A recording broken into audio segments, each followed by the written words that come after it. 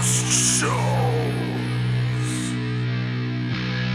Brought to you by the Vibes Broadcast Network. Views and opinions of guests do not necessarily reflect those of the Lost Souls Podcast or the Vibes Broadcast Network. And now, we bring you your host, Ben Stephenson from Central Utah Paranormal.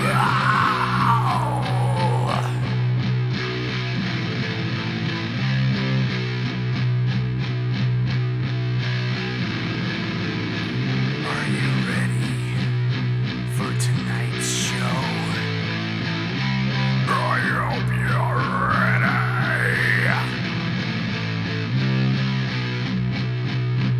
Because you'll never guess what we have in store for you.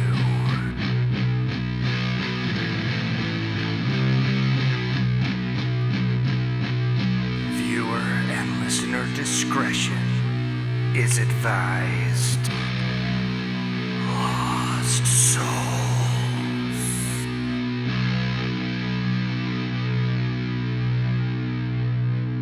Hello everyone, this is Ben again, your host of Lost Souls.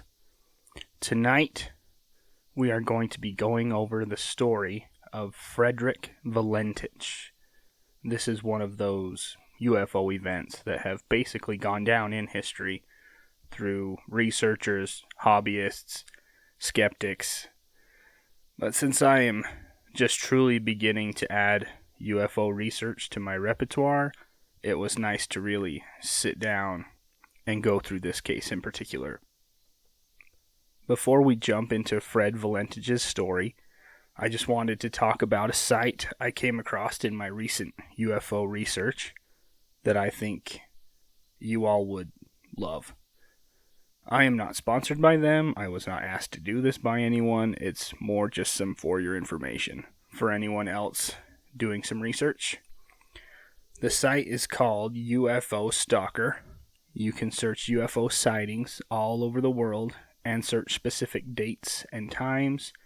Most include pictures or video of the events, and it is an incredible tool. You can even watch as they're reported live, and after they've gone through the system, they automatically pop up on the world map, and you can go check them out instantly. I think it's pretty awesome. But let's dive into tonight's events and learn about Fred Valentich. Alright, so we're going to need to go back in time. Not as far as you'd think, though. At this time, Fred Valentich was only 20 years old. The date is October 21st, 1978. Now, leaving Melbourne at 18:19 hours, Valentich was headed to King Island, roughly 125 miles away, on a standard flight. Today it would take about 50 minutes to get there, just under an hour. According to my calculations, Valentich, in a single-engine Cessna 182, flying roughly 100 to 120 miles an hour, would have made his destination in just over 1 hour. I'm unable to find any accurate weather report for that day.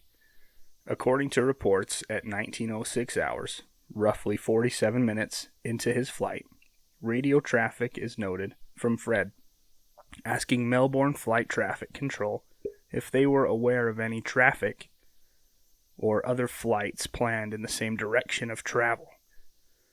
Now, Fred was surprised to hear that there was no other planned flights or training that day or in his area. Fred spoke back and forth with air traffic control for roughly 6 minutes, describing exactly what he was seeing.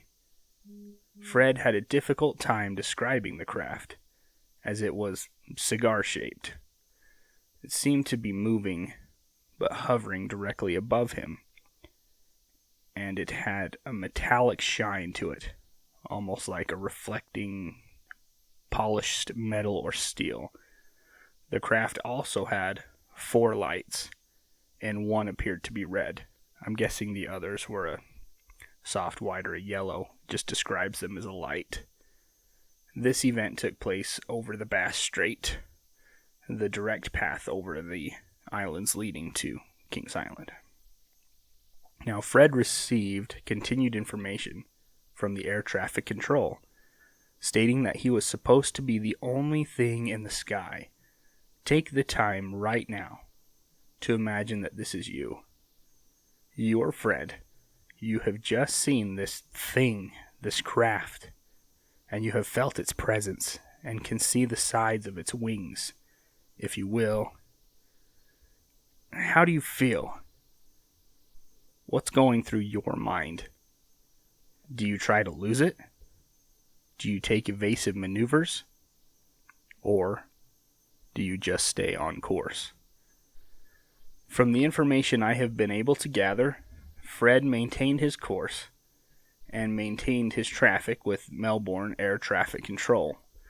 The reports I have been able to find state that the circular cigar-shaped craft seemed to track Fred, hovering directly over him, but also flying the same speed and direction as him.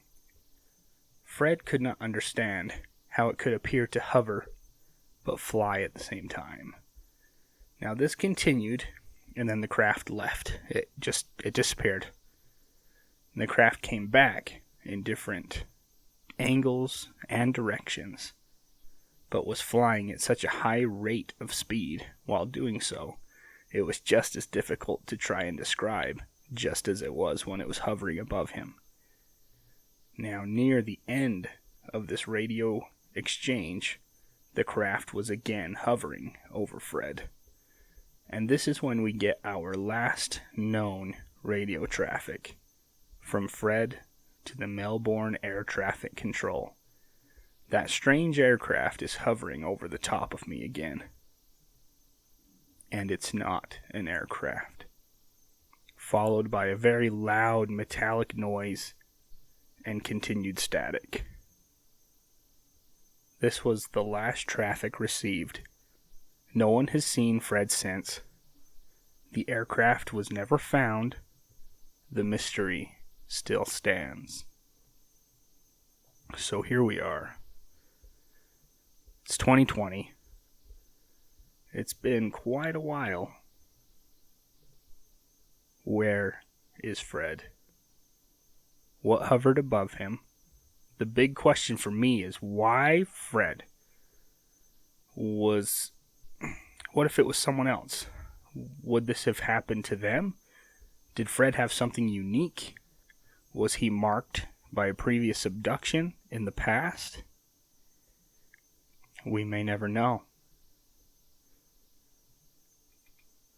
But along with this website that I was talking about earlier, I was also able to find some pretty cool stats. So in 2019, and these are the stats through from April to April, there was 2,052 worldwide reports. Cases closed, or unknown, were 372. Cases closed for information only were 225. Unknowns may go on for further study. Information only cases are the treasure trove of witness testimony in generally older reports. In 2018, there were 7,606 worldwide reports. And in 2017, there was 7,651. In 16, 7,359. And these numbers are massive, massive, massive numbers. And they show up all across the board. But there's got to be something out there, guys. There's got to be something. I just wish that we could have access to the proper tools at an affordable cost, of course, to be able to help continue in this research. It's something I would truly enjoy. If anyone out there is listening and would like to offer me any tips or any places I can go to further my research, I would greatly appreciate it. Just remember that we all appreciate and love all of you here on Lost Souls and on the Vibes Broadcast Network. But thank you all for tuning in. This has been Lost Souls. This has been your host, Ben Stephenson.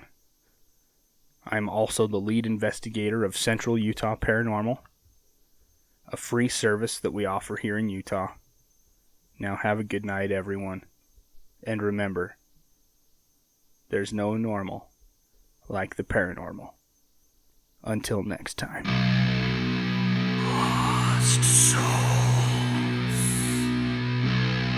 Lost souls. Thank you for being here with us tonight.